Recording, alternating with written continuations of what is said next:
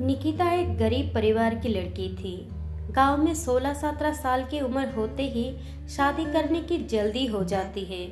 निकिता की शादी करवाने के लिए उसके परिवार जल्दी में थे, क्योंकि उसकी 2 छोटी बहनें भी थी। उसके पास भी शादी करने के अलावा कोई चारा नहीं था। वो दिखने में साधारण थी और घर के हालत भी दहेज देकर शादी करने लिए अनुकूल नहीं थे, इसलिए उसकी शादी जुड़ते नहीं थी।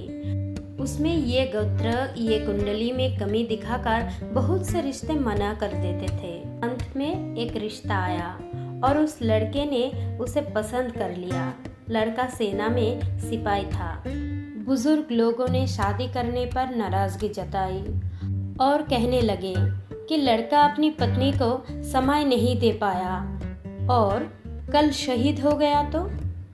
पिता ने बेटी से पूछा। निकिता ने अपने पिता की परेशानी देखकर शादी के लिए हामी भर दी और शादी हो गई। निकिता अपने ससुराल चली गई। फिर कुछ दिन बाद पति ड्यूटी पर चला गया। निकिता अकेली रह गई।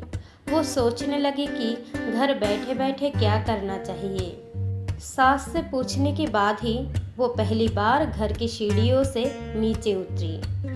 ये गांव कैसा है वो देखने गई थी। गांव बहुत बड़ा था। वहाँ उसे कोई नहीं पहचान सका। वो एक बड़ी दुकान के सामने चल रही थी। तभी एक दुकानदार ने आवाज़ लगाई और कहने लगा कि भाभी, कोई सामान चाहिए क्या? उसने दूर से नहीं कहा। कुछ दूर एक किसान अपने खेत की किसी सामान लेकर शहर की ओर जा रहा था। उस किसान ने निकिता को सलाम किया और पूछने लगा, भाभी, आज यहाँ कहाँ? इस पर निकिता ने उसे कहा, भाभी, अगर आपको किसी भी चीज़ की ज़रूरत हो तो बस हमें बताना। धीरे धीरे निकिता आधा गांव घूम चुकी थी, लेकिन ऐसे किसी से कभी नहीं मिली जिसने उसे बात नहीं की है। निकिता का सवाल था, इतने बड़े गांव में हमने कभी घर नहीं छोड़ा और किसी को जानते भी नहीं है, और फिर भी लोग मेरे साथ इतने प्यार से पेश आ रहे हैं और मुझे इतना सम्मान दे रहे हैं। हमारे गांव में कभी मैं पुरुषों से आग भी नहीं मिला पाती थी। लोगों की ऐसी गंदी निगाहें देखकर मैंने उम्र में आने के बाद घर से बाहर निकलना बंद कर दिया था। लेकिन यह स्थिति इतनी उल्टी कैसे?